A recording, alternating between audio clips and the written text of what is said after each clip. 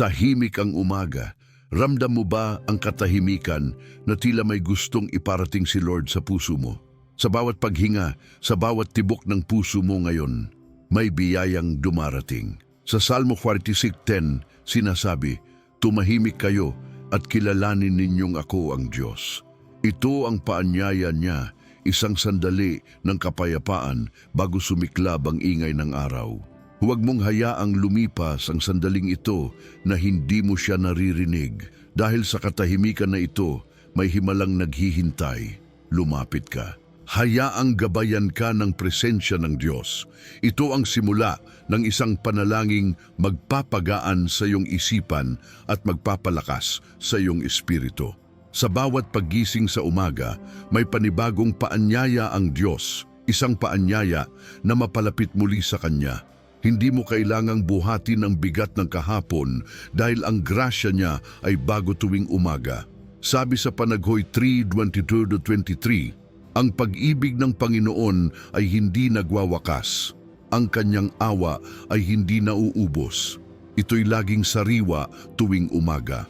Napakabuti ng Diyos.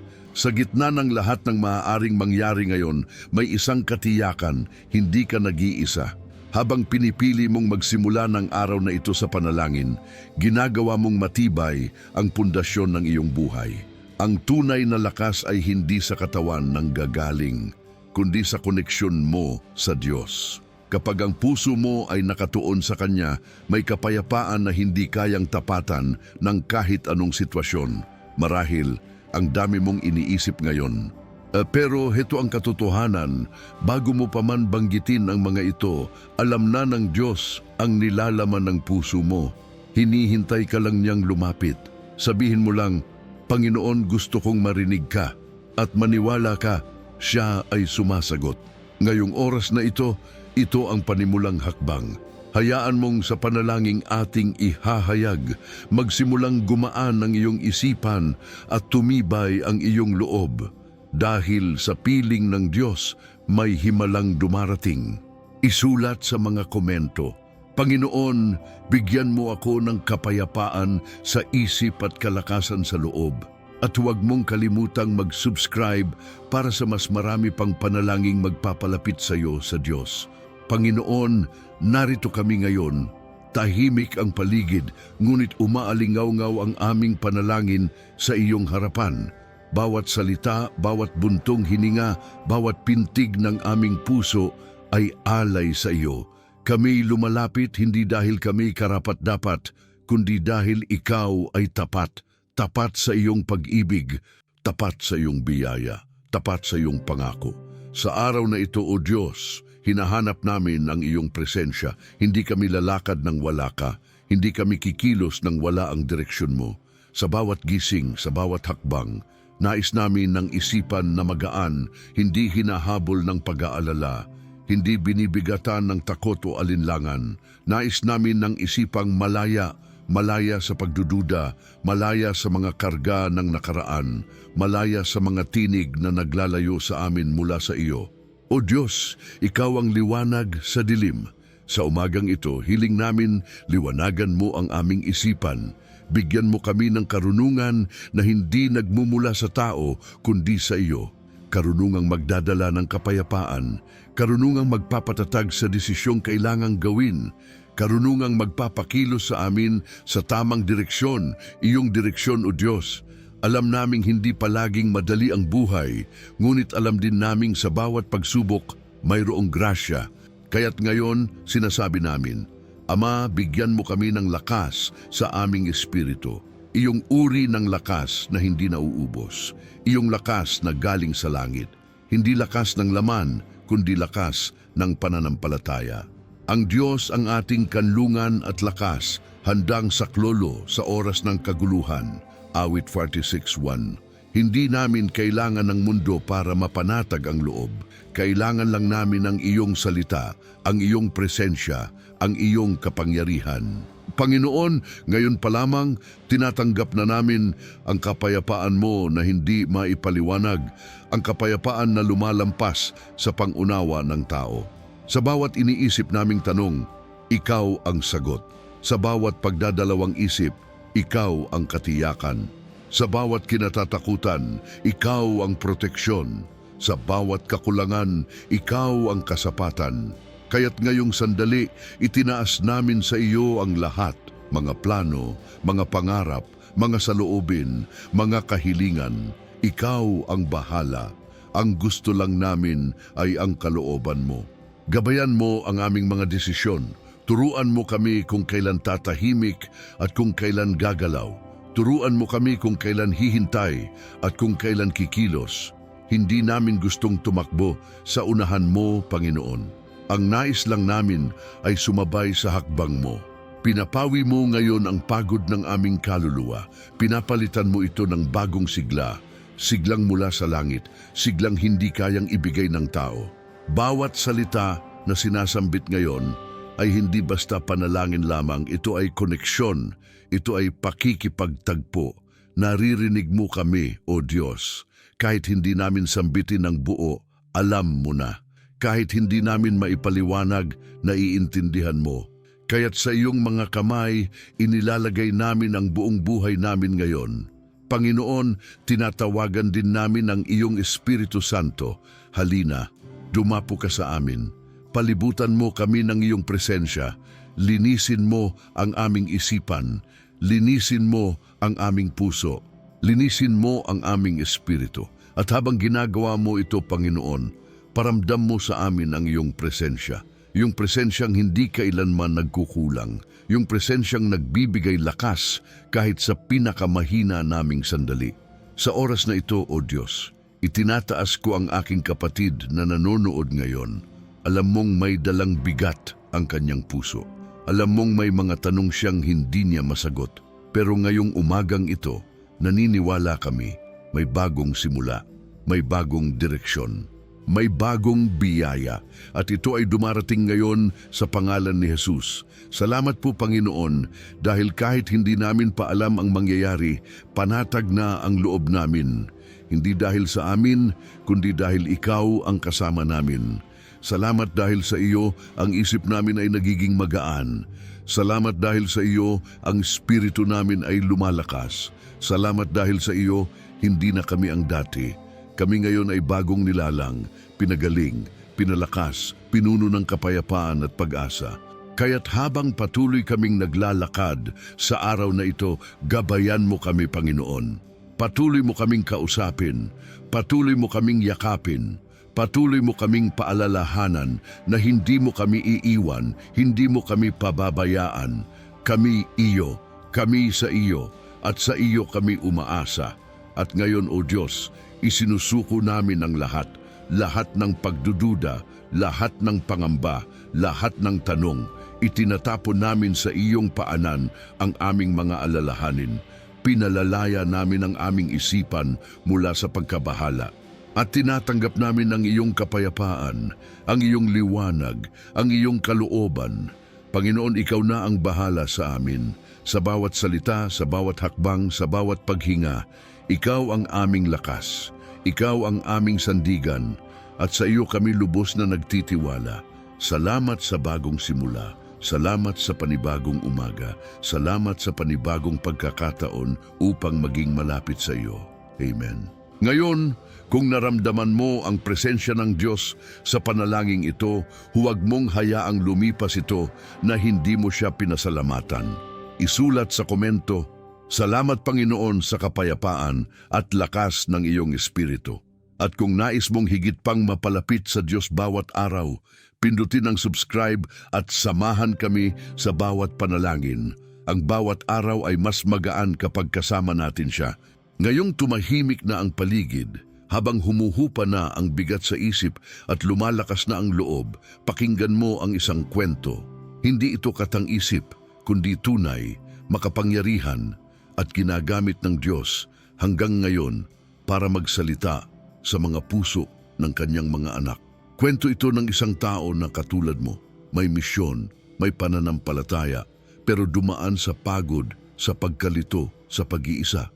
Kilalanin natin si Elias. Si Elias ay isang propeta ng Diyos. Tinawag siya sa gitna ng panahon ng rebelyon, kawalang paniniwala at matinding pagsubok. Isang lalaking pinuspos ng espiritu, nagsalita ng katotohanan sa harap ng hari at tumayo laban sa mga bulaang propeta. Nakita niya ang apoy bumaba mula sa langit. Isang himala na nagpapatunay sa kapangyarihan ng Diyos. Isang tagumpay na kakaiba. Pero pagkatapos ng lahat ng iyon, napagod si Elias. Natakot siya. Tumakbo siya. Nagkulong siya sa isang kuweba. Sa 118 water, sinabi ni Elias, "Tama na, Panginoon, kunin mo na ang aking buhay." Isipin mo yon. Isang taong nakita ang himala ng langit, ngayon ay pagod, nabibigatan at gustong sumuko. Hindi ba't minsan tayo rin ay dumadaan sa ganoong pakiramdam? Na kahit nananalangin tayo, kahit may pananampalataya, may mga araw na tila ang lakas natin ay nauubos? Ngunit sa mismong lugar ng kahinaan ni Elias, doon siya muling hinarap ng Diyos. Hindi siya pinagalitan, hindi siya pinarusahan. Sa halip, pinakain siya, pinahinga at pagkatapos kinausap siya. Hindi sa kulog, hindi sa apoy, hindi sa lindol, kundi sa banayad na tinig. Isang mahina ngunit buhay na bulong. Isang mensahe na nagsasabing, "Narito ako, hindi kita iniwan. May plano pa ako para sa iyo." Sa kwento ni Elias, makikita natin na ang Diyos ay hindi lamang gumagawa sa pamamagitan ng malalakas na tanda. Kadalasan, siya ay dumarating sa katahimikan, sa oras ng pananalangin, sa maagang umaga na gaya nito. Kapag ang puso mo ay bukas, kapag ang isip mo ay handang makinig, doon siya bumubulong, doon niya ibinubuhos ang lakas, doon siya nagbibigay ng bagong direksyon. Naranasan mo na ba yung umagang kahit maaga kang nagising, parang may lungkot na hindi mo maipaliwanag? Parang may bigat sa loob na hindi mo alam kung saan nanggagaling? Ganyan ang naramdaman ni Elias. Pero doon sa kuweba, sa mismong lugar ng kanyang pag-iisa, doon siya binigyan ng Diyos ng bagong tagubilin. Isinugo siya muli. Binigyan siya ng misyon. At higit sa lahat pinalakas siya. Baka ikaw rin ngayon ay nasa kuweba ng iyong buhay. Tahimik, nag-iisip, parang walang direksyon. Pero narito ang mensahe sa iyo ng Diyos. Hindi pa tapos. Hindi pa dulo ito. Hindi ka nakalimutan. Ang pagod mo ay pansamantala. Ang takot mo ay hindi ang huling salita. May bagong paglalakad, may bagong direksyon. At ito'y magsisimula ngayon dito mismo sa panalangin na ito, sa oras na ito. Gusto kang palakasin ng Diyos hindi lang para magpatuloy, kundi para tumindig na may bagong pananaw, bagong sigla at bagong tiwala sa Kanya. Katulad ni Elias, mararanasan mo rin ang presensya ng Diyos sa gitna ng katahimikan. Maririnig mo rin ang Kanyang tinig sa gitna ng kalituhan. Mararamdaman mo rin ang Kanyang kapangyarihan hindi lang sa labas, kundi sa loob mo, sa iyong isipan at espiritu. At alam mo ba kung ano ang pinakapangako ng Diyos? Hindi lang niya tayo bibigyan ng direksyon, hindi lang niya tayo palalakasin, kundi sasamahan niya tayo sa bawat hakbang. Sa bawat hakbang ng pananampalataya, nandoon siya. Sa bawat araw na parang walang linaw, siya ang liwanag. Sa bawat gabi ng pag-iisa, siya ang kasama. Gaya ng ginawa niya kay Elias, gagawin niya rin sa iyo. Kaya kapatid, huwag kang matakot. Huwag mong hayaan na ang takot ang magdikta ng direksyon mo. Huwag mong hayaan na ang pagod ang humadlang sa plano ng Diyos sa iyo.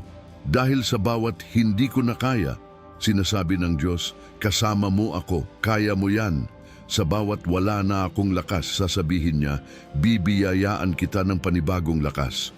Ngayon, habang naririto ka pa, habang bukas ang puso mo, itanong mo ito, Panginoon, anong gusto mong gawin ko sa araw na ito? Dahil minsan, ang kailangan lang ay tanungin siya, pakinggan siya. At sa simpleng tanong na iyon, maaring magbago ang buong direksyon ng buhay mo. Huwag mong bitawan ang pag-asa. Gaya ni Elias, maaring ngayon ay pakiramdam mo ay mahina ka. Pero sa mata ng Diyos, may apoy pa rin sa loob mo. May tawag pa rin. May misyon pa rin. At higit sa lahat, may plano pa rin siya para sa iyo. Sa susunod, ipapakita natin kung paano mo maitatayo ang sarili mo sa salita ng Diyos, kung paano mo magagawang mamuhay araw-araw na may dalang kapayapaan sa isip at apoy sa espiritu. Hindi ito isang pangarap lamang. Ito ay pangakong nakaabang sa iyo. Kaya bago ka magpatuloy, isulat sa komento, Panginoon, naririnig kita, palakasin mo ako gaya ni Elias. At huwag mong kalimutang mag-subscribe at samahan kami sa bawat panalangin dahil dito, bawat araw ay simula ng bagong pag-asa. Handa na ang simula ng isang malalim na paglalakbay sa buhay mo, isang paglalakad na hindi lang basta araw-araw na routine, kundi isang pagsunod sa kanyang tinig, isang pamumuhay na may isip na magaan at espiritu na malakas. Sa bawat araw na bubukang liwayway, may bagong pagkakataon ang Diyos para sa iyo. At ngayon, buksan natin ang puso at isipan natin sa isang natatanging katotohanan.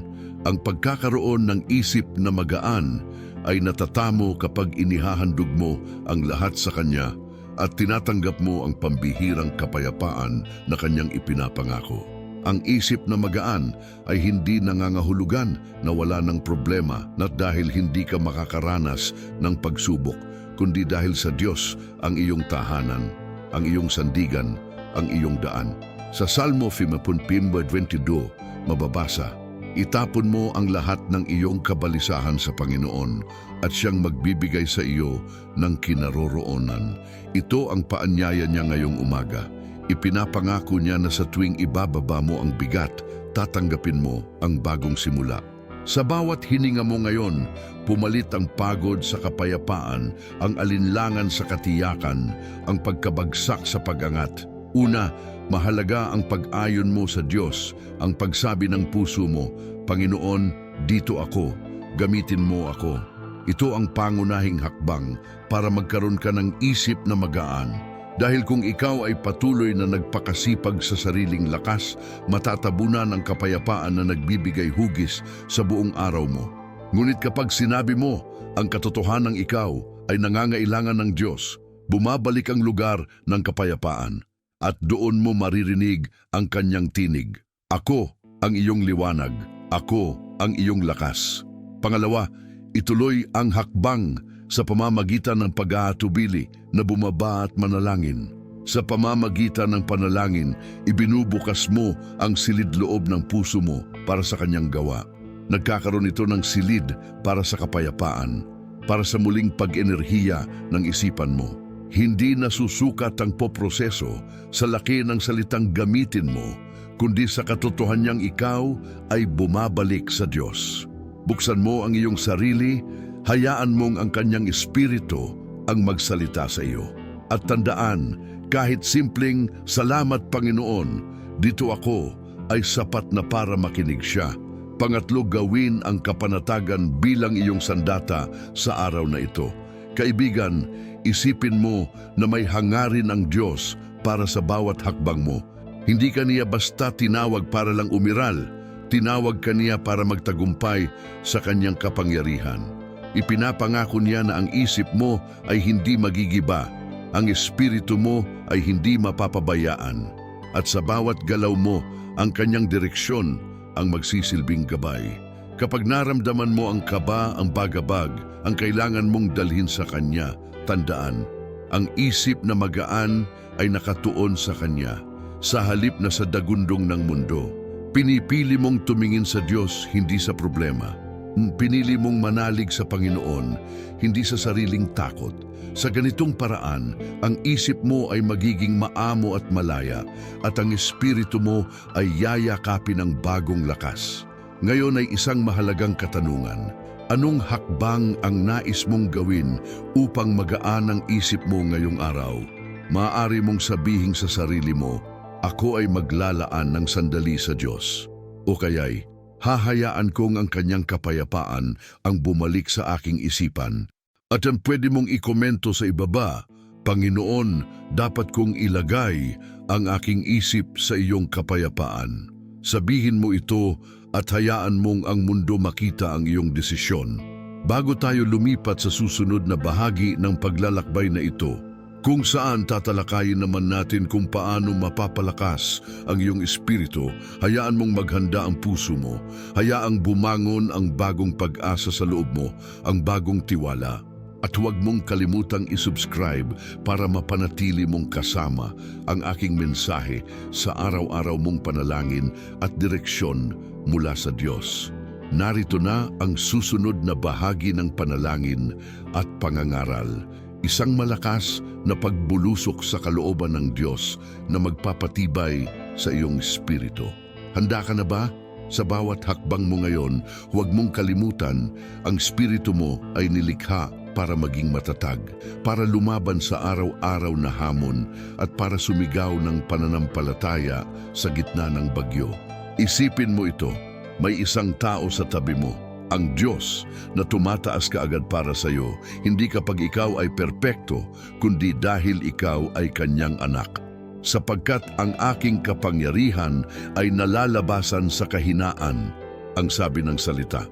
Kaya ngayon, ipahinga mo ang kamay mo sa kanyang puso, huwag mo pang hawakan ang galaw ng mundo bilang sandigan mo, kundi hayaan mong siya ang humawak. Ang espiritu na malakas ay hindi nabubuo ng isang gabi lamang.